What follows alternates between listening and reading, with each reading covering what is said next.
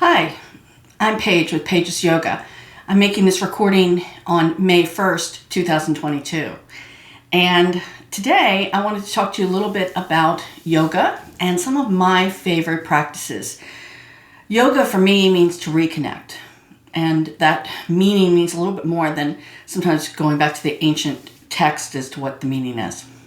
The reconnection is really that place that goes, well, I was actually connected to it originally, and I just lost sight of it.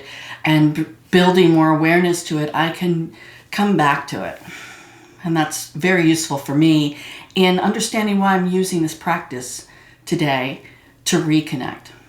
That's often what I ask people when I work with them. What makes it yoga versus something else, like your daily activity or gymnastics or dance or just ordinary exercise? What makes it different? And sometimes we don't know. We think of it as the same. And it's not to put one down, to make one better than the other. It's just different. Pause for that word because I'm going to say it again during our practice, because for yoga, for us to use more than just the compartment of the brain that does things physically, we want to be able to connect, reconnect, and use more of the brain to increase awareness. And that's what yoga is for me. It doesn't have to be the same for everyone. Yoga, accessible yoga, and making it so that it's positions that you can do. And I want to break that down for you in places where you can do some every day and some you may do all together. You may even turn this video on again and do it. And understand that you may have had an idea that yoga meant you had to be flexible. You also may find places where the reality hits that you can't do it. But I'm not here to show you what you can't be. I already like you the way you are. I'm not here to fix you. We end up approaching that sometimes that way. Everybody does. It's human nature to have a problem and you want it fixed. I'm not going to guarantee you it will. See, because actually what I'm going to do is be that light that shines it on you, and you're going to have to see. You're going to have to see when it's right, when it's wrong, and when you're not sure, that's when you go back. That's when you go talk to your professionals about it.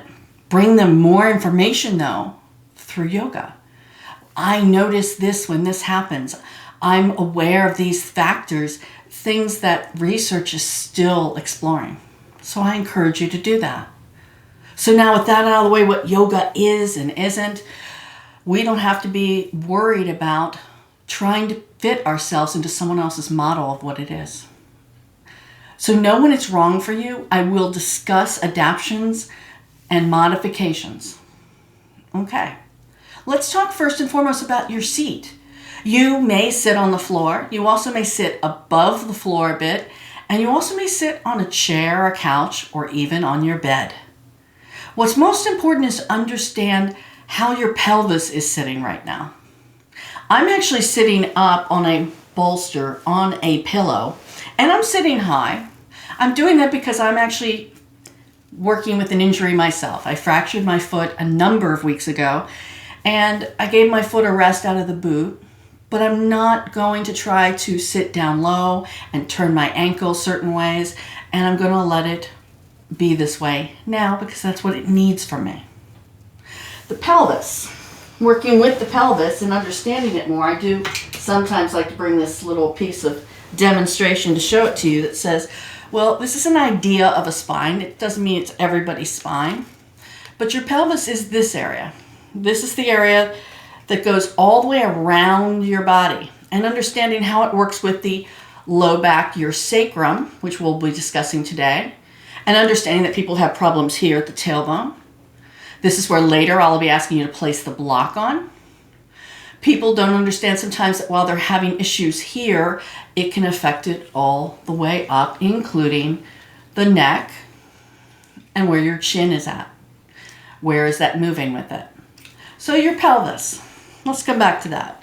In your seat, you want to find a place where you have your neutral spine. Now, you're probably looking at this and going, okay, so which one is that? So you can already start to go ahead and move in what I call the cat-cow positions and arch it, round it, Good.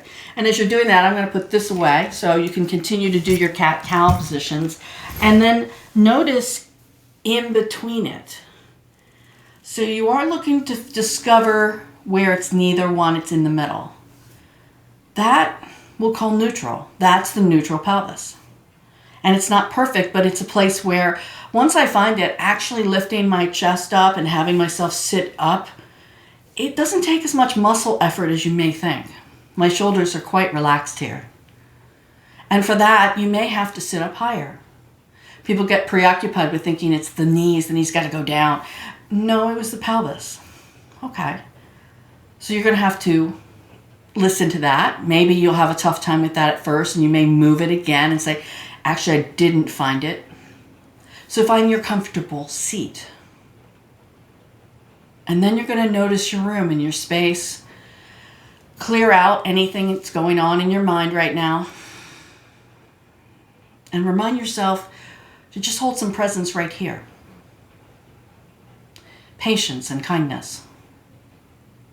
Now you may see me move at times, and that could be me just trying to adjust and get ready.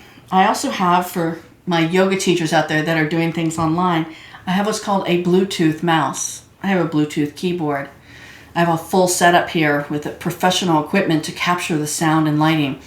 So sometimes when I use my mouse, I'll be here doing that, and people online will be like, wow, what's she doing? What's she doing?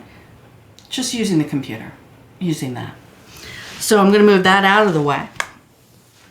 And then allow yourself just to move gently back into cat, cow. This is arching the back, rounding the back. And then take your time to notice. You may even close the eyes to bring some more internal awareness of it. That says, okay, am I getting enough neck movement in this? Am I getting enough middle back movement? How about low back? Would it even feel better to move a little into some circles? Rounding. Arcing. And then if your eyes are closed, go ahead and start to open them and look ahead of you for a moment as I invite you to move the eyes. Go ahead and move the eyes as far up as you can. And then go ahead and bring the eyes back to looking straight ahead. Now, go ahead and turn the eyes far down as you feel comfortable. And bring the eyes back to center. Go ahead and round the chest, turning the head down towards the ground, but take your eyes as far up as you can.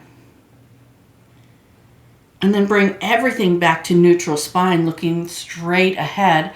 Arc the back, beginning to arc and lifting the head up. Turn the eyes down as far as you can.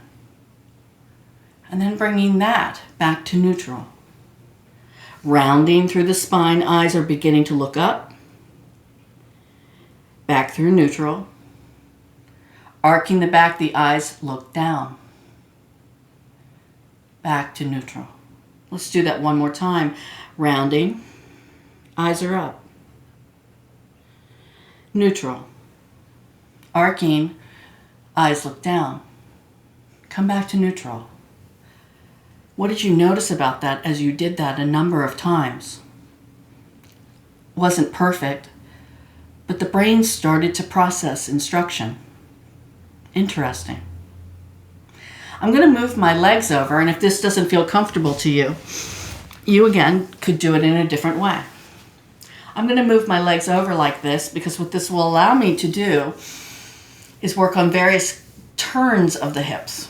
And sometimes this can be scary. So if this scares you to do it, ease into it then. Maybe you'll do it like this at first. Maybe you'll prop yourself up with some blocks and say, right here, I'll do it this way. Okay. And then I'm going to do mine down here. And we call this pose deer pose. And I'll make fun of that sometimes and say, oh, it means oh dear. No. Because we can be skeptical. I'm not sure if that's right. Remember to trust yourself. If it feels wrong, it's wrong. You can support the knee higher.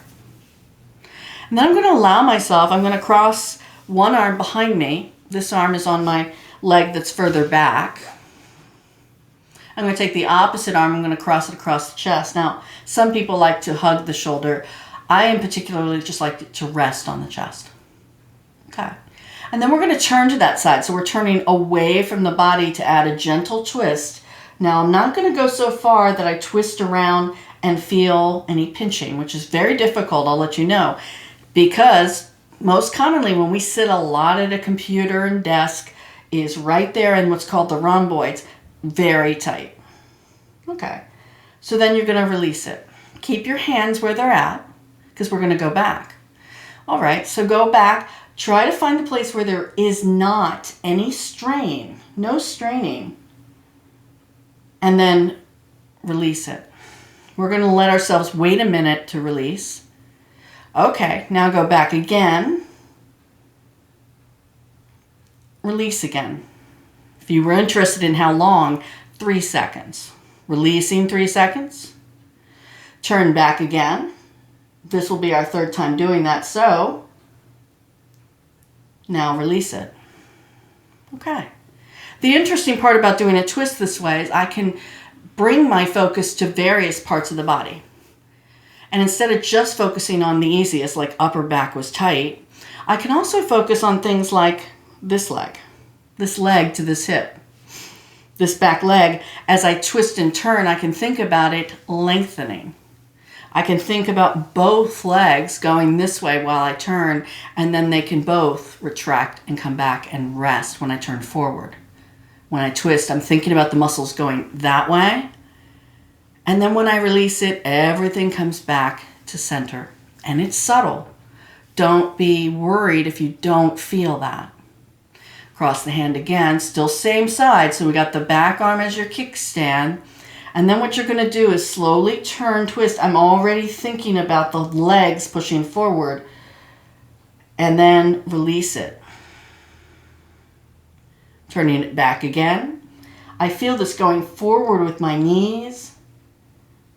And then as I release it, I can even feel the back glutes and hips relaxing. Coming back again, one more time. And then releasing. Nice. Let's try this one more time. Go back to that place that is not straining.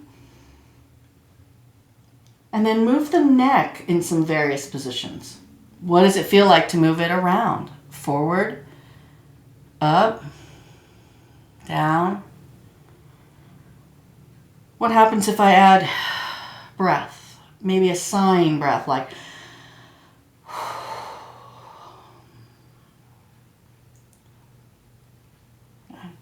and then you'll go ahead and release that. And then noticing what you notice. If you're doing this again at home, what you may want to add to it if you want to would be to close the eyes. What would that feel like for you? And then we're going to switch sides so you can come around to the other side, remembering that the other side is different. You may even have to say that to yourself.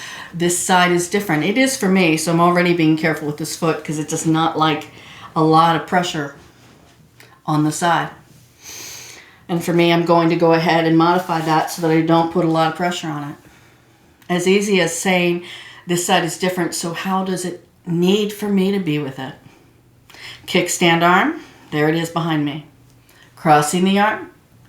And I'm going to take my time the first time going around. I'm just going to see exactly where that edge is so that I don't strain, and then release it. Turning back again. Release it. 3 seconds as we release it. Engage it again. And release it. This time again, thinking about the subtleties of what happens when I turn and twist as the muscles go forward. And then when I release, they're going to come back. Okay. Kickstand hand. Turn and twist and think about pushing the thighs forward. There's a little squeeze in the thigh. And then turn forward, release. Release the thigh. Turn. Release. One more turn. And release. One more time as we hold the position now. Holding it without strain, moving the neck in various positions. Noticing what you notice as the neck moves to different places.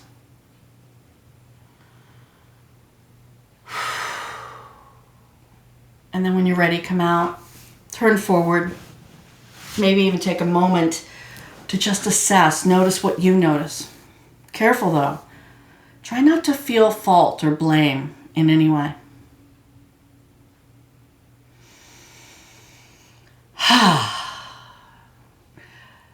These positions so far have worked very much in places when we sit a lot, that can work in the upper back, neck, and even areas around the hips. And then we move towards my other favorite positions that are on the floor. So I'll let you get ready for that and know if you have yoga blocks, great. If you don't, you may want to grab some books. I wouldn't grab a very small book, but something that's sturdy and be able to use that as a prop. If that doesn't work for you, grab your favorite blanket or towels, because I'm going to show you how to use those as well. So first and foremost, my favorite position of all to work with people is called bridge pose. I'm going to show you bridge first without the props, because we're going to do something first to strengthen it. I'm going to move this out of the way. And I'm going to keep one block right by me as well as a blanket to show you bridge pose then without it. So first and foremost, you want to be able to see if you can come to the floor. And if coming to the floor is not accessible, you can do this on the couch, you can do this on the bed. As I come down, and in coming down, my feet are underneath my knees. You want your head back, and I know that'll be hard at first, so I would not come down to do this pose yet. Watch me first, because then you'll be trying to see what I'm doing. So just watch as I let the arms come out and let myself put the feet underneath the knees and start to lift up. And it's not high. I'm not looking to do your cow tilt, your arcing tilt. This is neutral pelvis. I've even evened out the chin and made sure that feels like my head is supported. It's not going to the side. So if you're wearing a ponytail that's in the way, you may just have to take that out. You're going to press into the back, and if this is already too much to hold up, come down. And then coming up again. Come down again. And I call this floating bridge because it's going to help you to float and learn how to engage up as well as down. Lifting up, slowly lowering down. You're already using strengthening muscles to do that. And if you're okay with that, if that feels okay to stay up, stay up. Allowing yourself to push all the weight into one foot and let the other leg extend ahead, and then lift that leg straight up to the sky, and then straight ahead. Notice I'm stopping when the knees are next to each other. And then up and ahead. Up and ahead. And then I'm putting my foot down because that was enough for me. That was putting a lot of force onto my foot, and that actually felt okay because I didn't exclusively put the weight there. I'm going to come down, take a little break. When I'm ready, I'm going to come up. I'm going to shift my weight. This side will be different. Notice that while I'm lifting the leg and extending, you are not seeing movement in the back. The pelvis is not tilting and it's not dropping. And I'm going to make it look easier than it is. So if all you can do is one today, do one and be happy with it. It's not that easy. Come down, take a break. So this tends to strengthen areas around the core that everybody's interested in. And it sneaks in places like the inner thighs and the glutes. Now, after all that strengthening, I introduce restorative bridge pose. Well, this one, actually I'm going to keep it that flat, with a blanket underneath my sacrum. Let's refresh our memory. Sacrum is here. And when people have a lot of imbalances where they're tilting their pelvis, well, the sacrum gets irritated. So The reason I end up liking something like this pose is because it will stabilize the sacrum. Doesn't surprise me that people, once they stabilize it, they press it down. Pelvis is actually pushed up a bit, so it's pressing into it slightly, and then you hold this position. And for some, this could be too low, you don't feel it, and you may need to have the blanket a little higher. Let's just refresh though. I'm not looking for back strain. I'm not looking for tugging or pulling. For some people, when it's this low though, they do feel comfortable taking the legs out. And you could. Don't watch me. If you're okay with that position, please stay there. Here's another alternative. Not that one is better or worse, but block. Mistakenly, I see people use the block. They try to put it here first and then roll back. That ends up meaning that the pelvis has to roll over it to get in the position it needs. Much better to come down first. As you come down, I'll show you from the side view. The mistake, again, you see people, they put it underneath the low back. And although it may seem like it's okay, it's not allowing the sacrum to get to it. So you're going to push it down. And you're going to say, well, where is that? That's tailbone, and most of us don't realize that's the top of where the buttocks is, your plumber crack, right there. There. When you do find it, usually there is this, there it is, there it is. And you stay here. Some people prefer to work on some muscles here, and if you do, that's okay. You can take the legs that want to fall out from sitting all day at the computer and engage them. There you go. Others like to experiment with what is it like to have the knee above the hip. Some of us are going to prefer this angle to the pelvis that pushes down on it a bit, and you're welcome to explore various angles of it to see what's right for you. And with people they're sitting in their cars and they're sitting in their offices, and all of this sitting activity tends to round the back so much that this is a position you could stay in for easily 5-10 minutes, and it would only help it more because it would relieve the rounded back that you're sitting in all day. And again, if you only had a choice, if I only have one of these poses to do, I'd probably opt out for something like this just to help your daily function that says I'm going to lift the pelvis to neutral.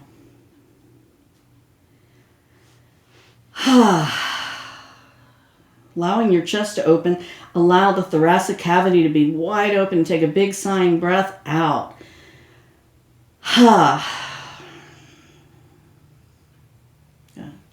That should be calming our nervous system. You can stay here, like I said, easily 10 minutes. Or you may decide to take a totally different restorative pose.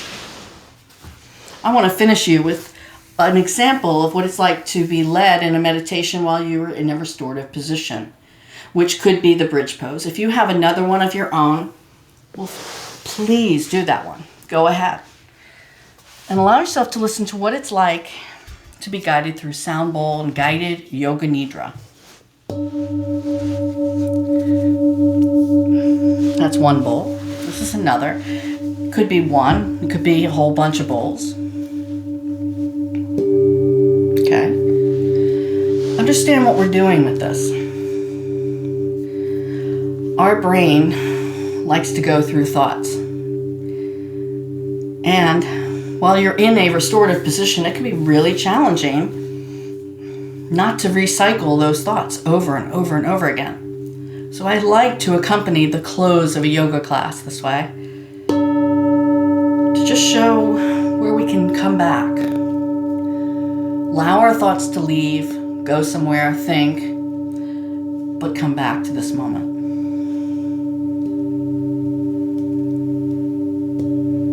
Notice the room and space. Notice the sounds. As you decide if you want to close the eyes or not, bring some awareness to your breathing. Notice your breath. Notice where you notice yourself breathing. We all breathe differently. Notice where you notice inhale, exhale. Noticing that breath, could that breath be any longer? And if you don't know, consider counting it quietly. Inhale, 2, 3, 4. Exhale, 2, 3, 4. Could the in-breath be as long as the out-breath?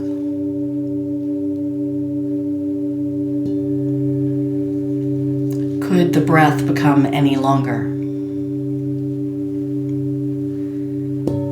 Aware of yourself, your position, your breath. You are safe, peaceful, and relaxed. Finishing your practice. Knowing that anytime you want, you can come back to this place, because this place that you just discovered, well, is actually within you.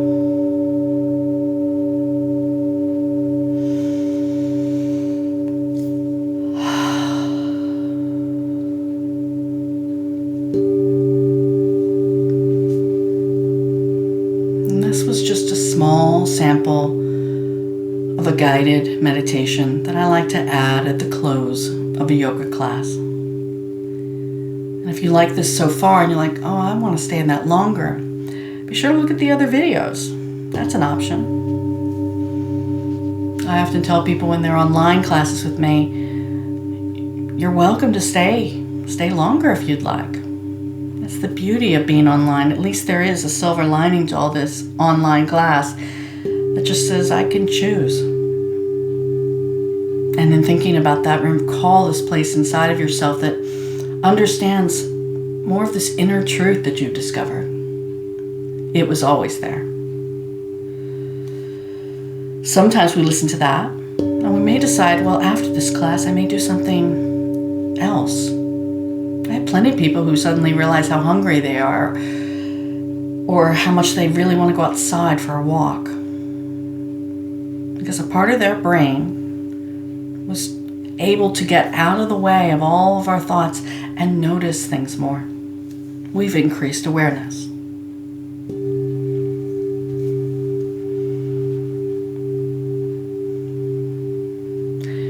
If you're deciding to stay there, please stay there. And if not, I wouldn't rush up. I would probably do some very slow stretches, moving the toes, fingers, starting to move through the neck, reaching and stretching.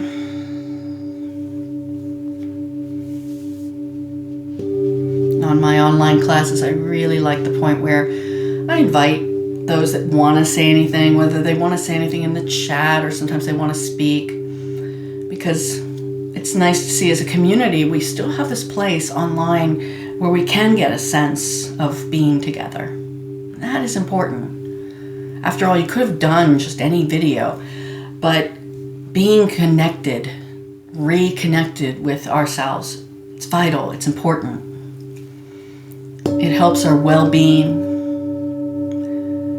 So I hope that you find your own way, your own path to reconnection, and know that it's okay. It's okay to have days where you're not. We're not supposed to be perfectly balanced. But knowing awareness will be key at identifying what will help you to find that balance again. I hope this helps. Have a good day for no reason.